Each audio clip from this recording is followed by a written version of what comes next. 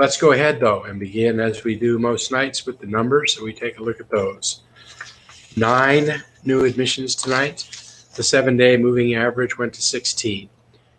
You know, I got to ask the question how those things are calculated. Yesterday, the 7-day moving average was 15. So even though we have a day today that is less than the 15, the 7-day moving average moved to 16. How can that be? How can we have a lower number today, 9, and still go up on the 7-day moving average? And the reason that happens is because the 7-day moving average averages in the last 7 days. So the number that was 8 days ago that fell off was 5. So the 5 fell off from 8 days ago and was replaced by 9. So it was replaced by a number that was larger than the one that fell off, which is why the 7-day moving average went up. You can see on that chart in the middle that we had gotten lower, and you can see off to the right there that it looks like it might be sneaking back up again. That's the concern. On the right side, 102 cases. That's higher than the 7-day moving average of 92. That's a concern. You know, the numbers are still low, so that means that the risk is generally low in the community. Infectivity, low in the community. But things can change quickly, and we'll talk about that in just a second. Let's go to the next dashboard that you can find on the City of Austin website.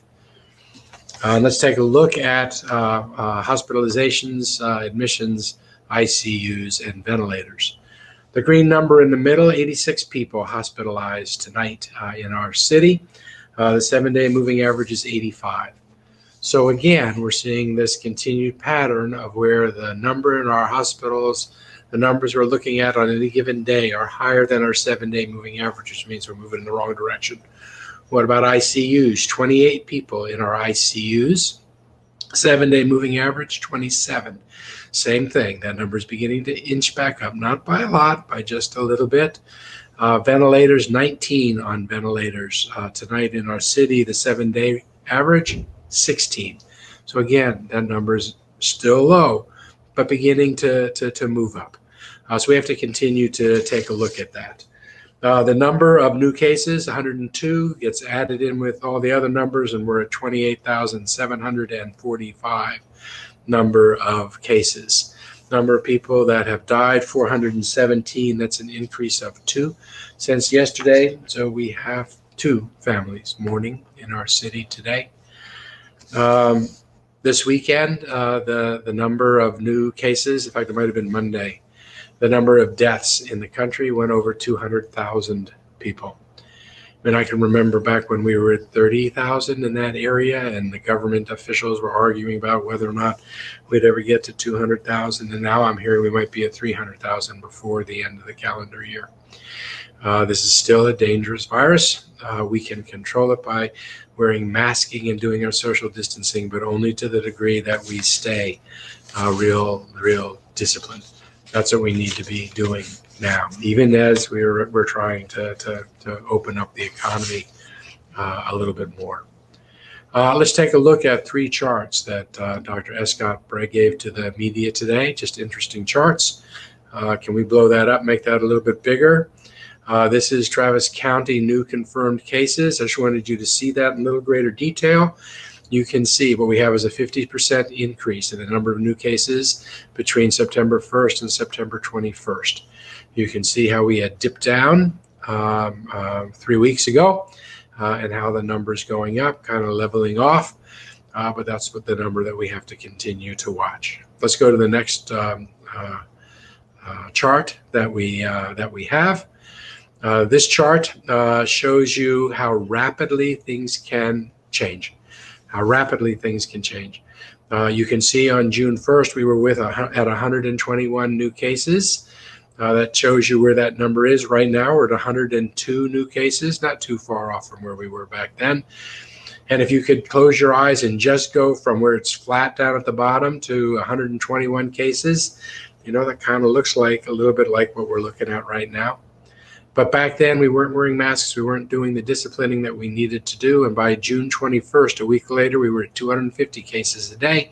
A week later, we were at 394 cases a day. And 5 days later, we reached our peak at 558 cases per day. That's how fast this thing can go upside down if it starts going upside down. Janine, there was one other chart that I think came before these two. Here's this one. All right, it's a good one.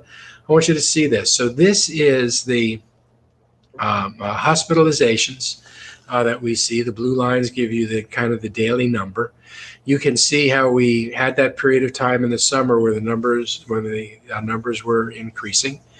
The numbers started going up when the governor started opening up the economy. I think a little too fast, but that's when he opened up the economy. Those white dots are where there were policy changes.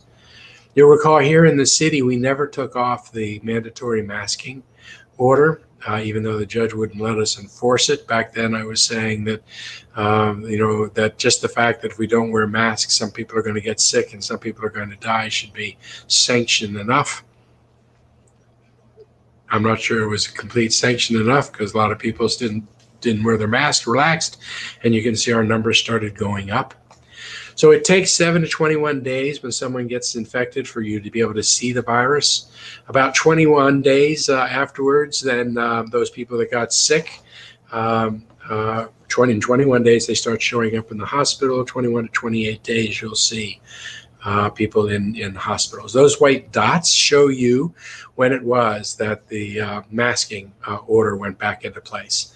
So the dot that's kind of in the middle of that big area, the big peak, is when the city of Austin started reinforcing the mandate. The governor gave us the ability to do that. Remember, we had to do it through businesses. The governor wouldn't let us do it directly. 21 days after that, started doing that, the numbers started coming back down. That was assisted by the governor himself. Now, after all the major cities had gone to mandatory masking, he went to mandatory masking too. And you can see that combination, when you have all the elected officials on the same page saying that masking is important enough to be mandated, how the numbers then start to come down. That's where we are right now. The single biggest change we did was getting more religious about masking in the city. When things go wrong, they can go wrong quickly. We have some control over that.